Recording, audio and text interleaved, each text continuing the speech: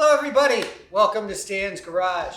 Behind the scenes look at the IT industry, providing you the necessary insights to maximize your technology investment. So we're now at part 5 of the Everything You Ever Wanted to Know About Managed Services series.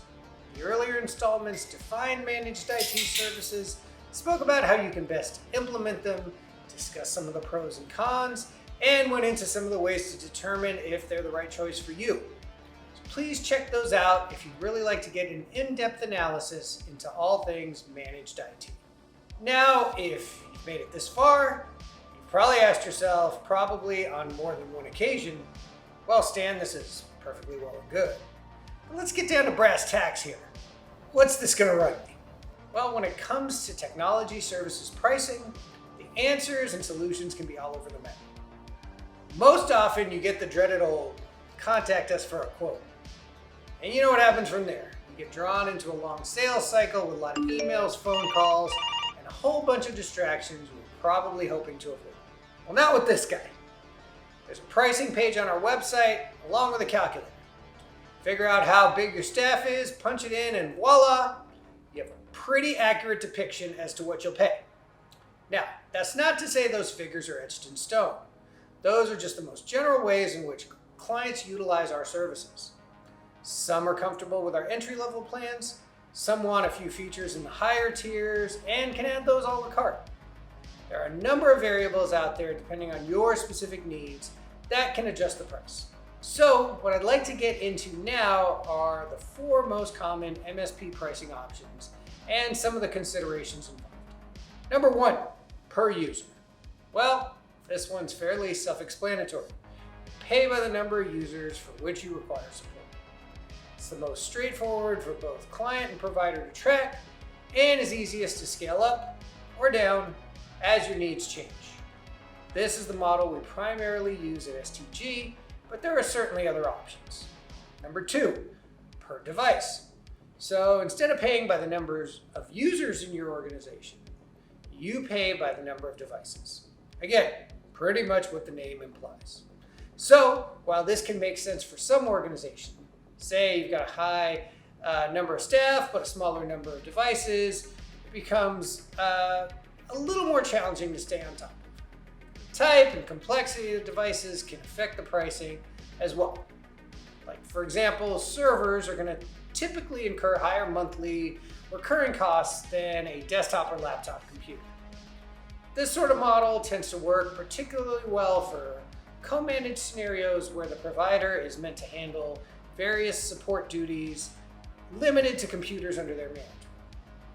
However, it sometimes makes sense to mix it up a bit, and that gets us to our next option. And number 3, custom pricing. I touched a bit upon this earlier, and as we understand that every business has unique needs. So while budget isn't always the main consideration, your business may prioritize certain support needs over others. While you may not be as concerned about the advanced security offerings in some of the highest pricing tiers we can offer, you might want that included 24/7 support, or some additional hardware as a service, or something else available in those higher tiers. We and most other MSPs will be able to craft a custom solution around your needs and budgets. After all, we're in the business of supporting you, and we'll always be willing to do so in a way that best meets your needs to the best of our abilities. Number 4, remote only. Now, admittedly, we haven't had a client looking for only remote support in quite a while. What can I say? I guess us IT guys are just a bit too charming and can't wait to see our smiling faces. But while in reality a majority of the issues can be solved remotely, the really difficult cases will require an on-site presence.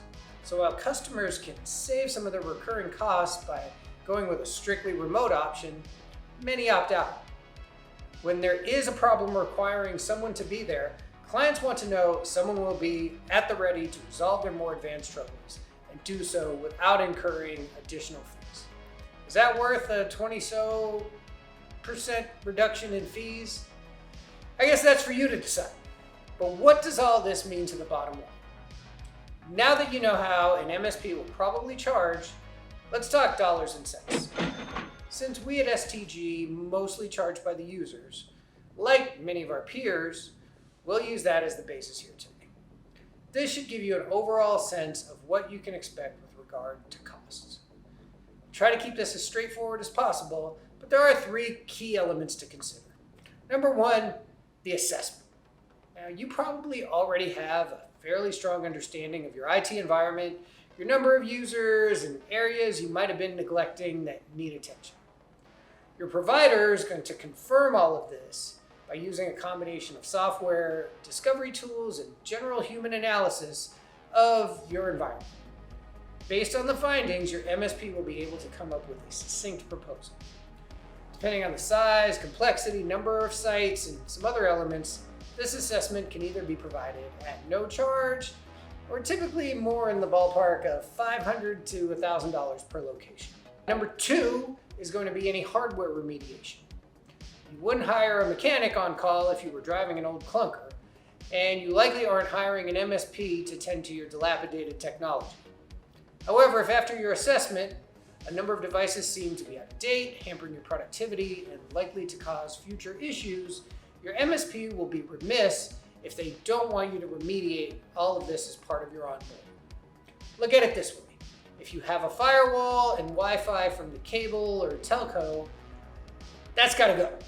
If your computers are slow, out of warranty, non-business class devices, then you should probably upgrade there as well.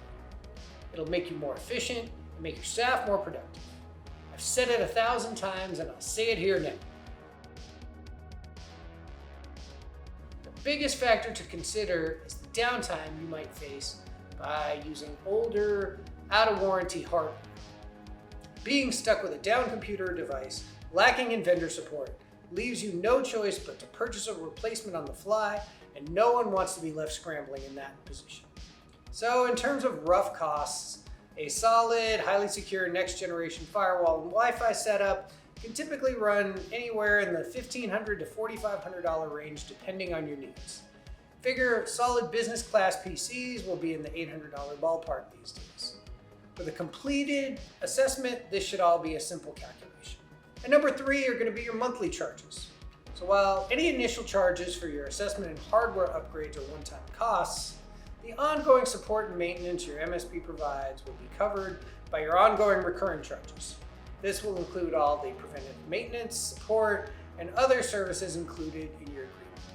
Help desk, on-site support when needed, and SaaS management, things like Office 365, are all included. Even the most basic plans will include some form of monitored security and web filtering. This covers blocking of known and suspected threats, as well as giving you the flexibility to keep your staff off sites you may want to block that aren't necessary for business purposes. Different providers will have their rates based on their region and the level of service provided. Our listed plans range from $125 to $250 per user. In case you missed it, you can get more in-depth descriptions of those plans in this video right here. There are add-ons like hardware as a service or HAS that will include your necessary equipment that can be factored into the monthly charges. This is effectively equipment leasing that is included in your MSP monthly bill, ensuring you consistently have up-to-date equipment that your MSP will swap out for you as it ages or in the event of any issues. Now, for everyone's convenience, our contracts are set to auto-debit via ACH on the first of every month. So with that, let's go into some examples of what MSP pricing might look like. I mean, honestly, from here, the math is fairly simple. Pick the level of service you need, multiply that by the number of staff you have who require support, and then you have your monthly recurring costs. If hardware upgrades are called for, factor in the purchase and setup of those upgrades as a one-time cost at start. One of the many benefits of managed IT services is the cost predictability. You know what you're paying up front to keep your environment maintained, backed up, and secure. If no major projects or changes come up, that's going to be your monthly spend. Now, what do I mean by major projects? Well, think about it this way. Adding one new staff member, well, we take care of that. Adding several new staff members in a given month, well, we'll take care of that too. But keep in mind that those new staff will add to your recurring costs, but bringing them on board won't incur a project charge. If the new staff require new hardware, you should probably budget for that as well. But You're going to open a new office requiring a whole new infrastructure, firewall, Wi-Fi, and 20 new staff members. Well, yeah, for that we would charge a project fee. Anything well outside the scope of general user support and maintenance, just think of those, that they'll likely be separate billable items. Now, these scenarios more or less cover what you can expect in terms of billing from an MSP. There are a pair of other items to keep in mind with typical MSP billing.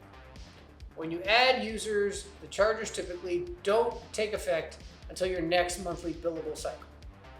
The opposite is true when you subtract users. The lowered amounts won't kick in until the next cycle either. The second thing to keep in mind is that not all plans include 24/7 emergency support. You would have access to that support, it just may be a separately billable item depending on your agreement.